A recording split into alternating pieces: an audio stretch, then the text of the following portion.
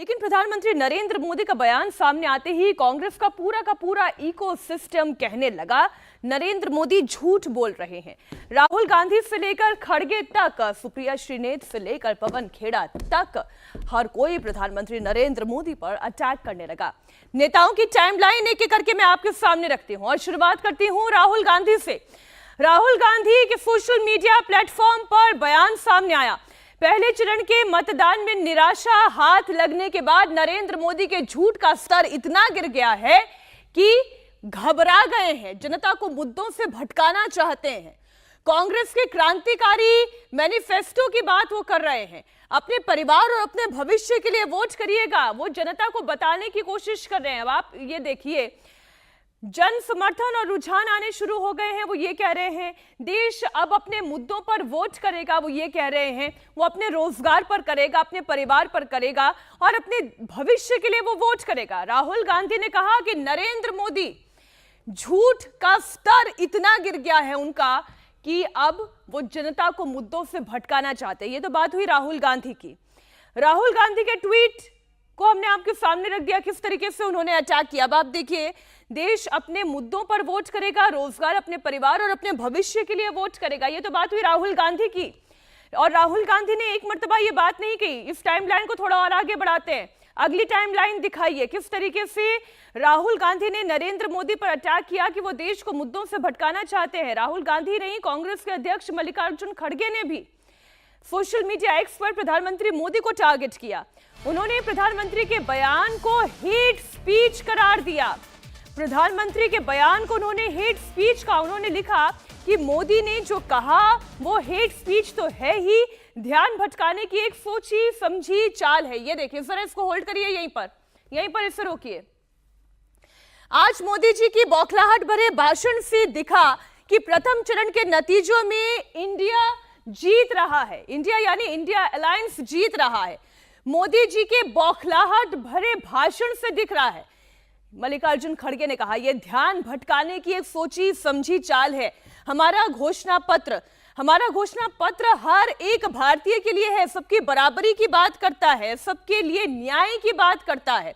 देश की 140 करोड़ जनता अब इस झूठ के झांसे में नहीं आने वाली। प्रधानमंत्री नरेंद्र मोदी पर उन्होंने बहुत बड़ा अटैक किया, उन्हें पहले तो झूठा करार दिया।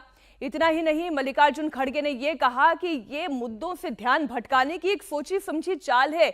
इतना ही नहीं, उनके बयान को हेट स्पीच करार दे दिया। प्रधानमंत्री ने आज वही किया जो उन्हें संघ के संस्कारों से मिला है। वो संघ तक पहुंच गए, आरएसएस तक पहुंच गए।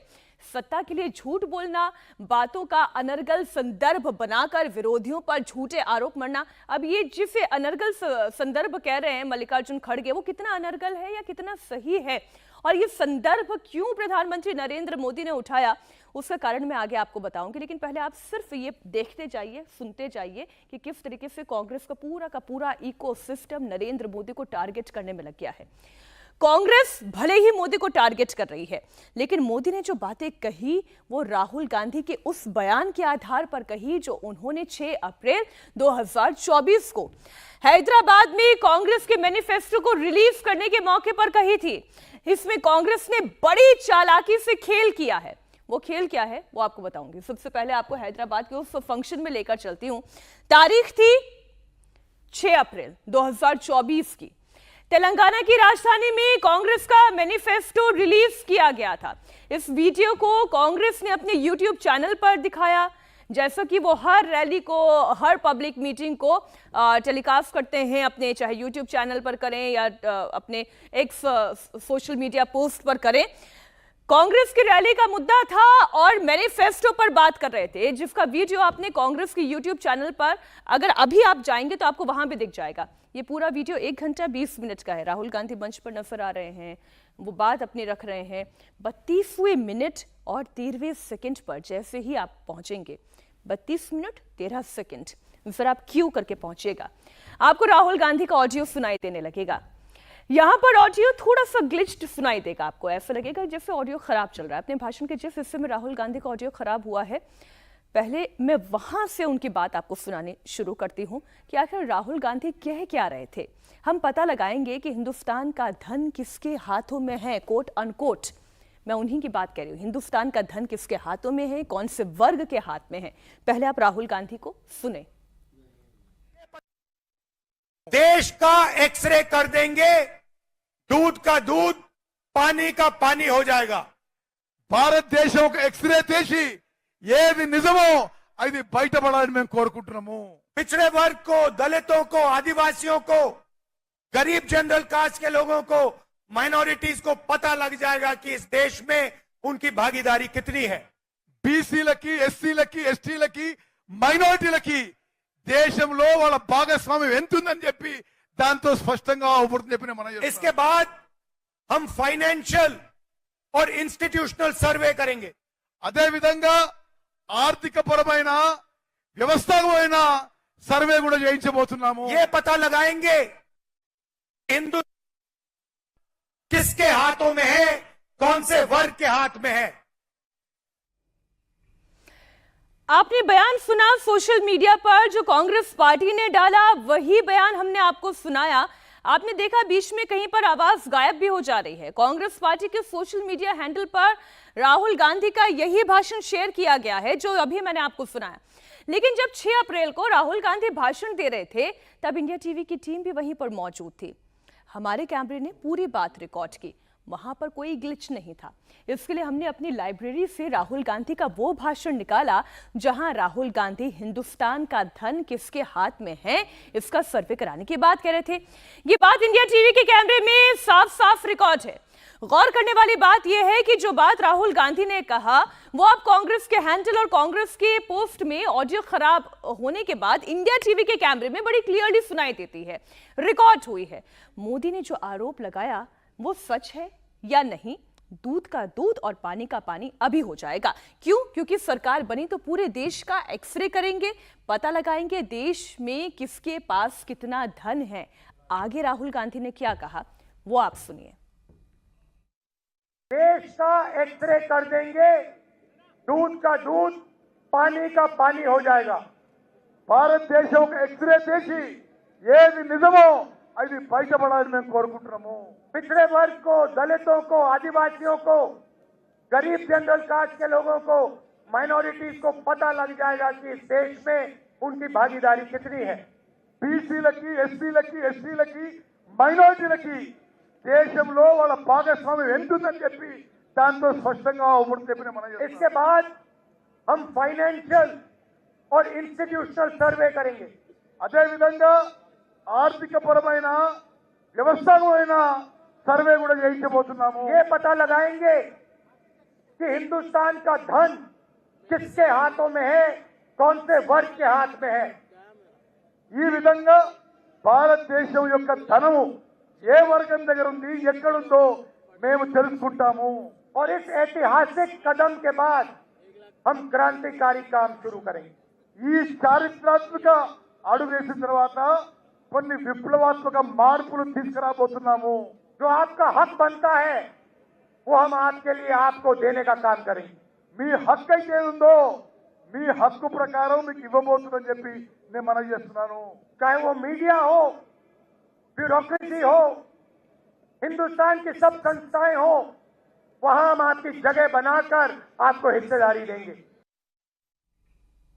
आपने सुना राहुल गांधी कह रहे हैं कि वो सर्वे कराएंगे, एक्सरे करेंगे देश का, इंस्टीट्यूशंस का एक्सरे करेंगे जिससे दूध का दूध और पानी का पानी हो जाएगा।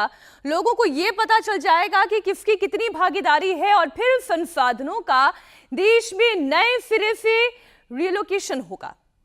नरेंद्र मोदी ने राहुल गांधी के इसी बयान को पकड़ा है और उन्होंने कहा कि कांग्रेस पार्टी महिलाओं का सोना छीनकर मुसलमानों के बीच बांटना चाहती है। प्रधानमंत्री के इसी भाषण पर कांग्रेस पार्टी बौखला रही है। सुप्रिया श्रीनेत ने क्या कहा वो आपको दिखाती हूं। कांग्रेस पार्टी की राष्ट्रीय प्रवक्ता सुप्रिया श्रीनेत एक बार फिर से एक के बाद एक कई सारे सिलसिले में उन्होंने एक्सपोज पर अपना मैसेज डाला। उन्होंने प्रधानमंत्री को बेहद निर्लज्ज और सांप्रदायिक बताया। उन्होंने मोदी को चैलेंज देते हुए चुनौती दी। आपको नरेंद्र मोदी हमारे न्याय पत्र में एक जगह मुस्लिम शब्द कहीं पर लिखा है तो दिखा दीजिए। अब आप देखिए, जब राहुल गांधी की स्पीच आप सुन रहे थे तो उसमें तो था, उसमें वो हर सभी की बात कर रहे थे, आदिवासी की बात कर रहे थे, मुसलमानों की बात कर रहे थे। लेकिन सुप्रिया श्रीनेत ने जो कहा वो मैं आपको बता रही हूं। वो ये कहती है आगे कि हद कर दिया आपने झूठ बोलने की, गलीच घिनौनी बातें करने की। कितना गिरेंगे, फैक्ट चेक होगा, लेकिन ये झूठ बोलने वाले बाज नहीं आएंगे। इस देश का प्रधानमंत्री कायर है, लेकिन आप एक भी मुद्दे की बात नहीं करना चाहते आज। लेकिन आपने जो कहा है ना, आपने मर्यादा की वो सीमा लांघी है जो पाप है। मंगलसूत्र पे आपने बोला है, आपकी हिम्मत कैसे हुई मंगलसूत्र पर बोलने की। आपने कहा कि कांग्रेस के मैनिफेस्टो में लिखा है कि आपका मंगलसूत्र भी वो लोगों में बांट देंगे। कांग्रेस के मैनिफेस्टो में मैं चुनौती से आपसे कहती हूं, ऐसी कहां पर कौन सा मैनिफेस्टो आप पढ़ रहे हैं जिसमें ऐसी बात लिखी है? कहां लिखा है कि हम लोगों की संपत्ति लेकर बांट देंगे? किस तरह की बौखलाहट है ये कि आप निरंतर झूठ बोल रहे हैं। एक संप्रदाय को लेकर झूठ बोलते हैं, हमारे मैनिफेस्टो को लेकर झूठ बोलते हैं। अब इतने बेतुके झूठ बोलने लगे हैं कि लोगों को आपके मानसिक संतुलन पर सवाल उठाना पड़ रहा है। सुप्रिया श्रीनेत ही नहीं, कांग्रेस के एक और प्रवक्ता पवन खेड़ा ने भी प्रधानमंत्री नरेंद्र मोदी के भाषण पर सवाल उठाया। उन्होंने भी मोदी को चुनौती देते हुए लिखा कि हमारे घोषणा पत्र में कहीं भी हिंदू मुसलमान लिखा हो तो वो दिखा दें। देश के प्रधानमंत्री ने आज फिर झूठ बोला। एक चुनाव जीतने के लिए आप झूठ पे झूठ परोसते चले जाओगे जनता को। चलिए, आपकी गारंटियां झूठी, आपके जुमले झूठे, आपके वादे झूठे। अब देश को हिंदू मुसलमान के नाम पर आप झूठ परोस कर बांट रहे हैं। कांग्रेस के मैनिफेस्टो में कहीं भी, मैं ये चुनौती करता हूं प्रधानमंत्री को, कहीं मुसलमान या हिंदू कोई इस तरह का शब्द हो तो हमें बताएं और ये चुनौती स्वीकार करें, नहीं तो झूठ बोलना बंद करें। कांग्रेस के मैनिफेस्टो में न्याय की बात की है, न्याय नौजवानों के साथ, न्याय महिलाओं के साथ, न्याय आदिवासियों के साथ, न्याय श्रमिकों के साथ। उसमें प्रधानमंत्री को आपत्ति है।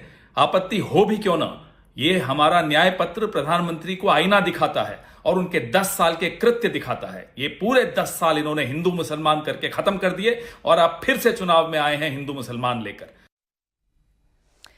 प्रधानमंत्री नरेंद्र मोदी ने अपने भाषण में पूर्व प्रधानमंत्री मनमोहन सिंह के 18 साल पुराने वाले भाषण का जिक्र किया। अब मैं आपको मनमोहन सिंह का वो बयान भी सुना देती हूं जो उन्होंने 9 दिसंबर 2006 को दिया था। मनमोहन सिंह ने यह भाषण अंग्रेजी में दिया था। उन्होंने अंग्रेजी में क्लेम शब्द का इस्तेमाल किया था, यानी दावा। अब जरा सुनिए आप। We need to be revitalized.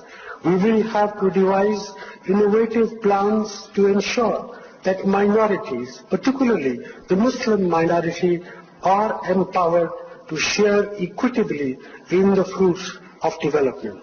They must have the first claim on our resources.